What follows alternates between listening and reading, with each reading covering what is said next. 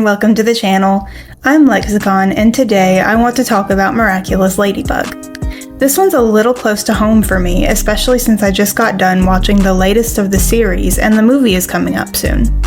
It's a big, busy time for the Miraculous fandom, which I'll go ahead and admit now I am indeed a part of. Yeah, I know. Let's get into the video. If you're here, I assume you already know about Miraculous Ladybug and the marvelous train wreck it always has been. But in case you don't, the series synopsis, or at least one of them, is as follows. Marinette Dupin Chang, your average, shy, clumsy high school student, is given magical powers along with her crush Adrian Agreste.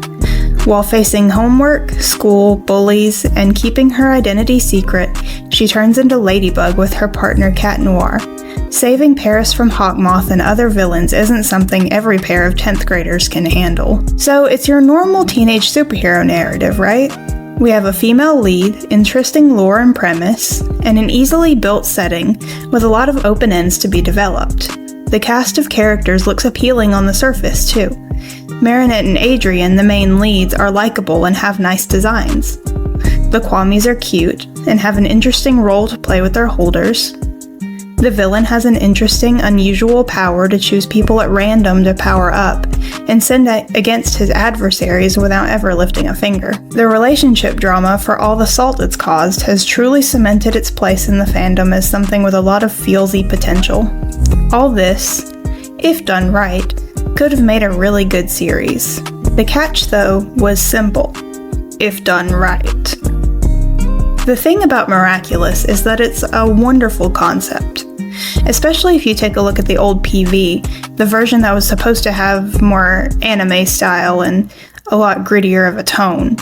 You could really see the potential for something like Miraculous. It's cute, it's different, and it had a good dynamic in mind for its characters. But something went awry in its development, and we ended up with a high school science project held together with sticky tape and Elmer's glue in the form of a narrative that we have today. Miraculous stormed onto the scene when it first aired. The colors popped, the action and animation was decent, and it featured a cast of quirky characters that quickly drew a lot of eyes. Season 1 was your basic Monster of the Week show with a little romantic drama dusted on for flavor. It was pretty formulaic. Marinette was shown being silly and in love with her classmate Adrian.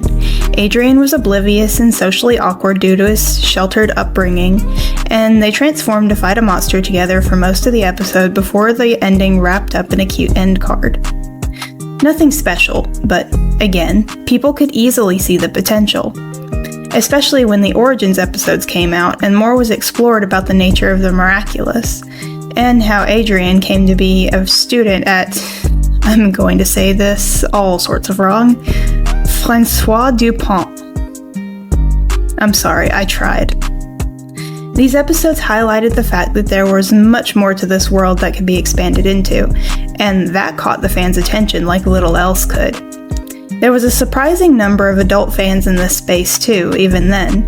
Adults watching cartoons is a bit of a weird subject for a lot of people, but I feel it's become more and more common these days. With Miraculous, though, I feel it might have become either a huge detriment or one of its saving graces, depending on how you look at the situation. Early in the show's run, it tried so hard to appeal to that young preteen audience it was designed for. The earlier Miraculous concepts had been geared more towards teens and adults, though, and you can still see a lot of that in the direction it went. Miraculous evolved from a cutesy Monster of the Week to an attempt at a real layered narrative with twists and turns and emotions. I say attempt because as much as the show tries to be deep, it never really manages to crawl out of the shallow end of the story pool. It's like the writers were given all the puzzle pieces to make something coherent, but they ended up losing 2 or 3 and just smashed the others together until it formed a not quite right picture. It could have gone lots of different ways, as the swaths of fanfiction that cropped up after the series started airing easily prove. But instead, the focus is never anywhere specific and the tone refuses to stay steady. It started with a simple premise that got dragged out for far too long, then started adding elements like Master Fu, the temple he came from, the other Miraculouses, Gabriel's backstory, Felix, Adrian being a sentimonster. It got too complicated too fast, and yet never complicated enough. Miraculous tries to fit all these different components into a narrative, and to its credit, it could have made quite a good one. But Master Fu just kind of exists to be a cool mentor for a while before serving his purpose, passing the title off to Ladybug, and then he just disappears. His past tries to have an influence on the narrative later through a monk from his temple named Su-Han, but Su-Han is just a silly old guy with little actual bearing on the plot other to manufacture a little temporary stress on Marinette. Other Miraculouses deserve their own section, as does the whole mess of Gabriel and the distinct lack of a good threatening villain, but just let it be known that all of that is just as shallow as the rest. Overall, it's just a messy tangle of threads and loose wires that sometimes produce a good moment or two, but never really lead into each other. The show flip-flops between silly, childish antics and bad attempts at humor that just make the characters look incompetent or younger than they should be acting, and then serious, mature themes like child abuse, impending death and the desperation that arises from it, self-sacrifice and PTSD.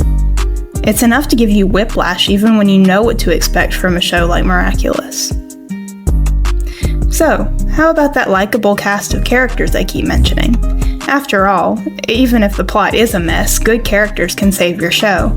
So, what do I think about Marinette, Adrian, and company? Let's start with the main lead. Marinette goes from a silly teenage girl with habits and behaviors that could be seriously concerning at times, to a depressed, traumatized person incapable of speaking without sounding like she came from a 2010s Wattpad fanfiction. That's not to put down the idea of her being depressed and traumatized, but specifically a critique of the poor writing done to get her there, and the poor management of that aspect of her character. Some of this development did come from the plot, admittedly, as in the episodes following her gain and subsequent loss of the Miracle Box and the title of Guardian. She's also endowed later with some pretty retcon trauma to explain, or perhaps excuse, her creepish behavior towards Adrian. She's a perfectly fine girl in most aspects, and though she does act like a total creep sometimes in earlier seasons, she has no real bad intentions and does the things she does out of an innocent place. Does that excuse her? No. Does that make it okay? Absolutely not. But personally, with Miraculous, I like to interpret things differently depending on the tone of the writing of that particular episode. Miraculous characters like to veer between stupid and hyper-competent in seconds and even between episodes. So, when something bizarre or over the top is written for a joke or otherwise comedic effect, I don't think it's too much of a stretch to say that it's more of an exaggeration for giggles instead of an accurate reflection of the character. I don't think Nino is actually stupid or childish enough to warrant his behavior in The Bubbler. A more realistic interpretation of the situation might have been his frustration with Adrian's blatantly abusive and strict father, and a desire to remove the possibility of parental abuse instead, which is what I would go for if I was writing his episode. Lila Rossi's lies are overblown for the sake of absurdity, but to match it better with her character as a cold, calculating manipulator, I think it's safer to say in-universe that they tend to be more toned down and thought through. I'll stop myself here to say that yes, this is absolutely a wild way to look at things, and no, I don't think it's reasonable to expect audiences to do this much interpretation work just to enjoy your show, if it was intended at all, which I heavily doubt. It's a coping mechanism of sorts that I've developed to be able to digest the show, and I think some other people might be able to relate to that, especially if you've ever tried your hand at writing fanfiction that feels coherent in terms of character consistency. It's a symptom of, again, extremely poor writing poured atop a really great concept, creating a situation where audiences want to like your project so much that they've created more and more headcanons until they basically take the original material, filter it through a layer of common sense, and then take their version of it to cherish and remember, which you see a lot of in fanfiction spaces, the saving grace of the show. But enough about that. Let's talk about the forgotten second lead of the show, Adrian Agreste. Adrian is more put together, but bland. That's no fault of his own, of course. Adrian's family is where all the plot drama comes from, and he has plenty of assumed character depth. But what I don't understand is why we get so little of him when he's supposed to be the other main character, the other side of the dramatic irony coin. Sure, we get a lot more glimpses into his life than any of the other side characters, and he certainly seems to take the mantle of main character, but over and over Adrian and his alter ego of Cat Noir is simply taken out of the battle. He plays a support role to Ladybug or is just absent, period. That's not to mention his lack of agency in his own story, both literally and in a narrative sense. Adrian is revealed in Season 5 to be a Sentimonster. His family is all messed up. His father is the big bad. He's got the most interesting setup in the whole show, which I think is sort of sad, since he barely gets any screen time, and the one with all the screen time has nothing going on for her except a weird, contrived backstory that we don't even see until later seasons that was probably meant to excuse weird behavior. This is coming from someone who wants a female lead for the show. I don't want Adrian to take over as main character. What I want is to fix the weird power imbalance between the two and give Marinette more narrative importance beyond just being chosen to be the best one of the bunch.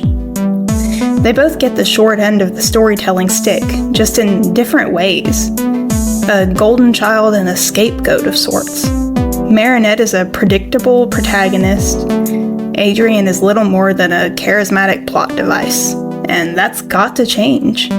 This story has a truckload of potential and absolutely no good execution. So, how do we fix that? Well, I'll start with the flaws in premise, those being the inherent imbalance of Ladybug and Cat Noir's powers, and the threat of Hawkmoth. For the power imbalance, I want to explain exactly what I mean. It's been said countless times in other places, but it bears repeating here that Cat Noir is pretty underpowered and unimportant when it comes to their partnership. That's not to say that he's got no power whatsoever, because he does. But Ladybug has an extra ability built in that gives her the edge. She can purify Akumas, which effectively gives her plot armor so strong that she can never be taken out of the fight, akumatized, or really incapacitated in any way.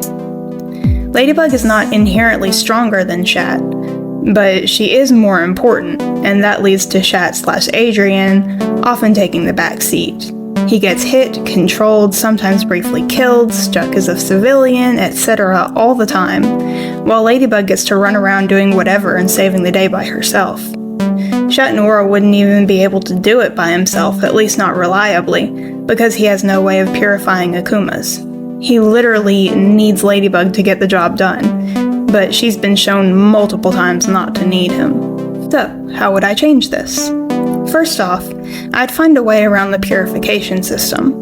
It might be due to Ladybug's powers of creation that she's able to purify, sure, but when you take a step back, that doesn't make much sense. The butterfly Miraculous is not an evil thing, and though it's being used for evil purposes, treating it as some sort of corruption to be cleared away only by the powers of creation doesn't make much sense. Creation is also not equivalent to goodness. I say, as the two Miraculous obviously meant to be the most powerful, Plagg and Tiki should both grant the power to purify or dissipate other Miraculous powers. Maybe only once per transformation to keep the balancing right, but they should both be able to take out, say, an akumatization, a Sentimonster, Pollen's venom, Trix's illusions, Waze's shelter, any other lingering power that comes from another Miraculous. That would solve two issues in one, the power imbalance between the Ladybug and the cat, and the ruined hierarchy of the other Miraculous under them. Failing that method, Cat Noir should have something to complement Ladybug's ability. Since he often acts as the shield, maybe he's immune to other Miraculous-related powers, and that gives him extra durability and strength to give him a genuine reason to act as Ladybug's armor. I personally like the first one better, but what would you prefer? Maybe you have a different solution altogether. Let me know. Also, on the subject of Miraculous, I'd want the other Miraculous to be either mostly axed or depowered. Sorry, but when you add time travel to the mix, that's a power imbalance, again. I don't know if I'd want to take away the transformations entirely exactly, but it might be neat if they were more severely limited on what they can do. Having a full team of holders sort of gets in the way of having any plot tension, and there needs to be a clearer divide between the power of the cat and the ladybug and the rest. I say either keep the one-use power but nothing else, i.e. a vastly underpowered transformation like just a mask and recolor, or outfit details, and no superhuman speed, strength, etc., or just axe most of the Miraculous altogether and keep only a few. Personally, I like the idea of the lesser Miraculous giving a one-time power that isn't too powerful, but plays a significant support role in the team, while making it necessary for the user to stay in a safe environment and/or be protected by the main two. Plus, it would be really cool for Alia to have a neat little Fox-styled reporter outfit. Also, Alia should run a podcast. Just saying. Before I leave this section behind, Ladybug's superpower needs a makeover. I'm really sorry if you're a big Lucky Charm proponent, but it's giving Mousecatool. And you're trying to tell me that this is the only power the entire concept of creation can think up? It's supposed to be superior to limitless time travel, paralysis, and control over the elements? I don't believe that at all. So let's look at some alternatives. I like the old concept of Shat and Ladybug carrying bad and good luck respectively. While Ladybug's luck could let her be a master at dodging and choose just the right option every time she's presented with a risk, Shat could cause bad luck in their enemies, from slipping and falling to something else going wrong at just the right time. Think Milo Murphy's Law. The drawback to that is that he can't control it, which makes him dangerous to be around while transformed, except if you're Ladybug, whose luck nullifies his misfortune. This may have been a concept in the PV, and that's what I'm remembering it from. I'm not sure, but I think I got it from somewhere else. Just a disclaimer. Maybe it would have to be limited a little bit to keep the balance of power between the heroes and the villains, but I do think luck in itself isn't too powerful of a thing to contend with. After all, having the slightly higher chances of something going your way doesn't mean you're destined to succeed. And it would give Hawkmoth an interesting challenge. Maybe technology is unaffected by luck due to its logical and by design functioning, so that's where the Alliance comes in later.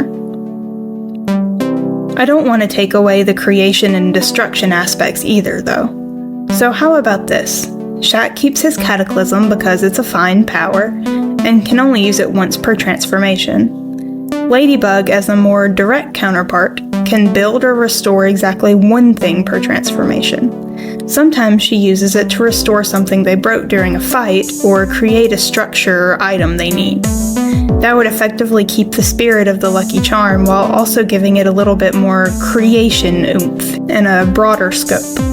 It also means her restorative Miraculous Ladybug power at the end would be less of a status quo preserver, and instead something to give Ladybug a choice of what to restore. If they destroy a building but someone also gets injured, she'd have to choose which one is more important to fix.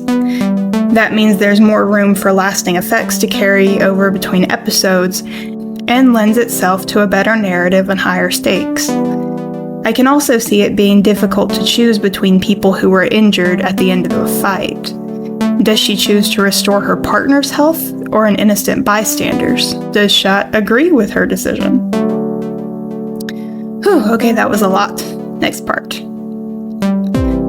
Secondly, the threat of Hawkmoth needs to be addressed, or maybe the lack thereof. Hawkmoth doesn't really have that much scare factor to him, even when the show is trying desperately to make it seem like he does. And I mean, he should. Hawkmoth, in concept, is terrifying. He has the power to sense negative emotions and take advantage of them and turn people into anything, from a dark version of themselves to a hideous monster, all in pursuit of the Cat and Ladybug Miraculous. But here's where we run into the bad part. The way he uses this power is just stupid. Yeah, I said it. Gabriel Agreste is a stupid man who thinks he's the smartest, most powerful being on the planet.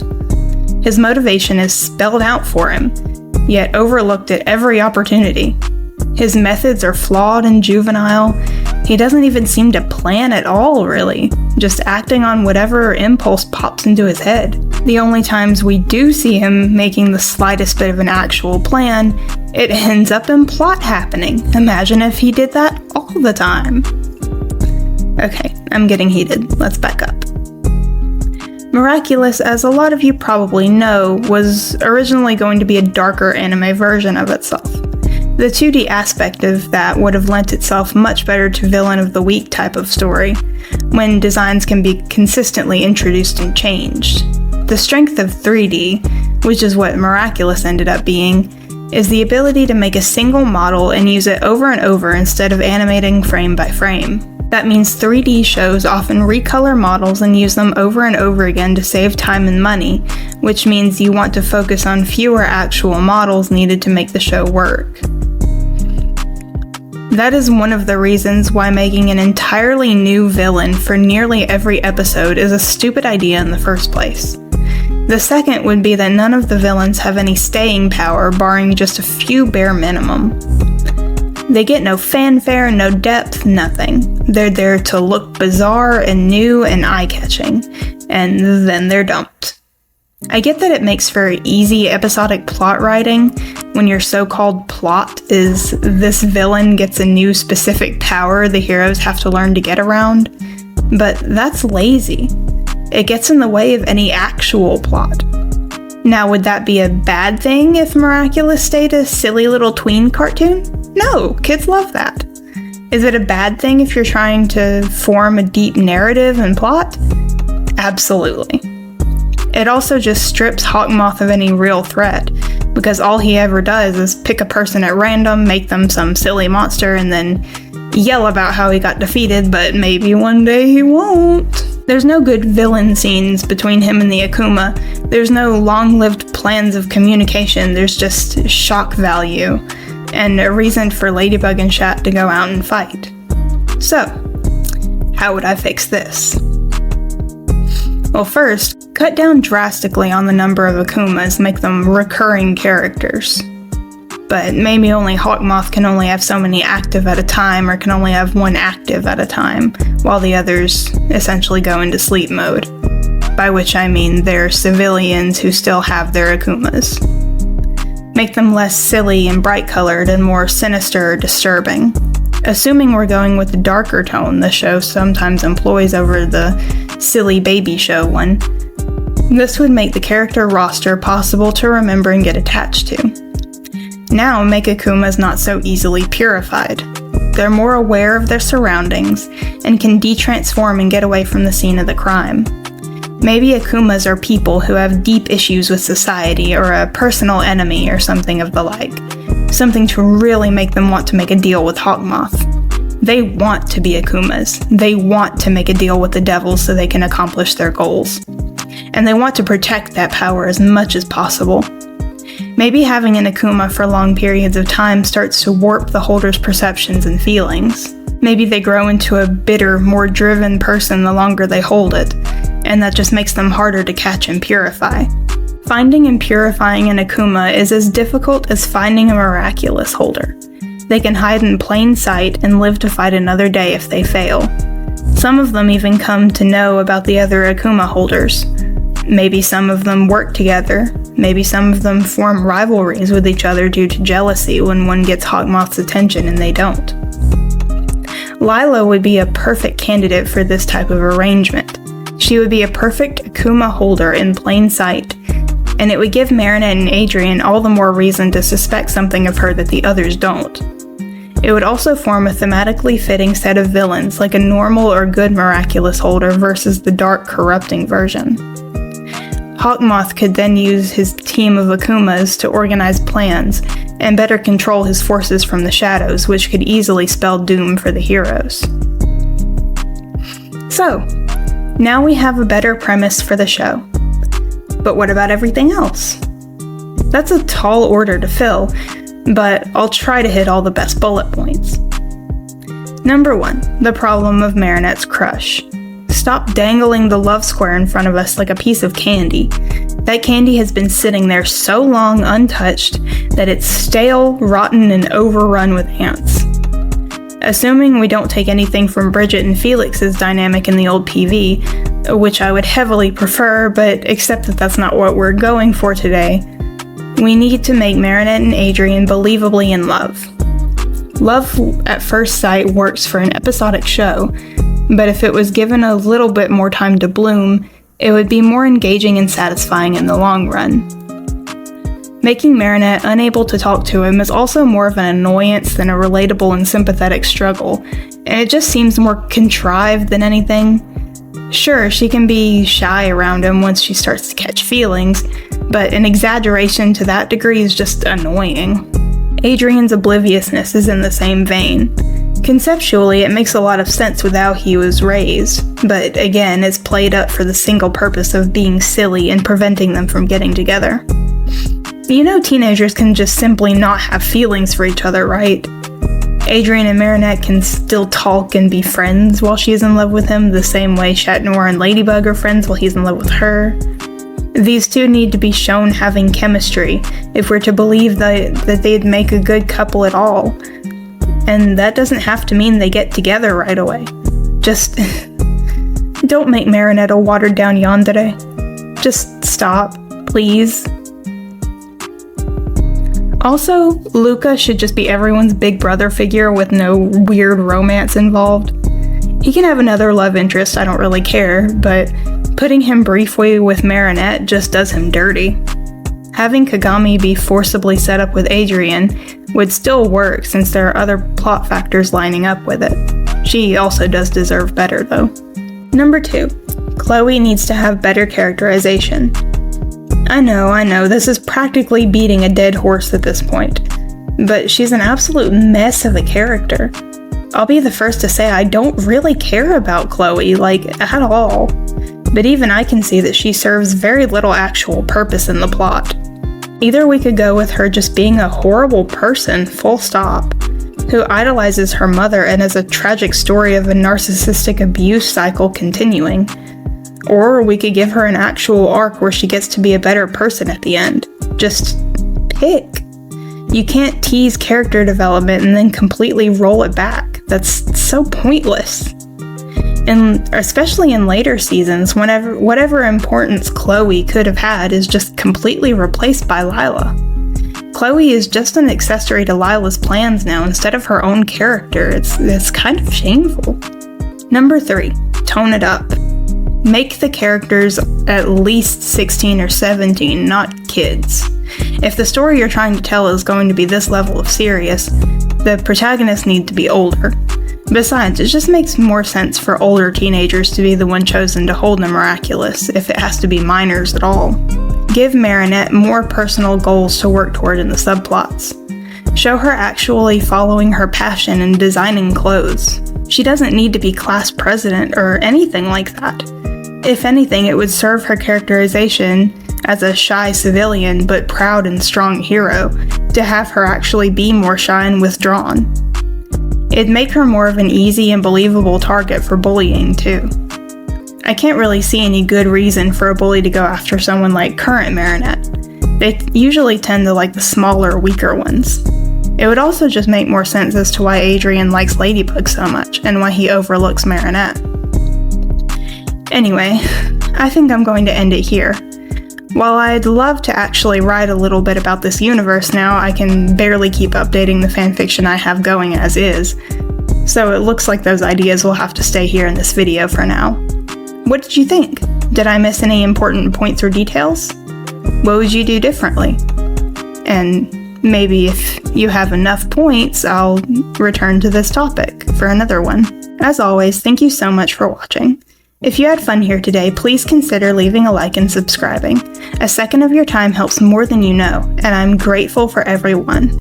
With that said, I'm Lexicon, and I'll see you next time.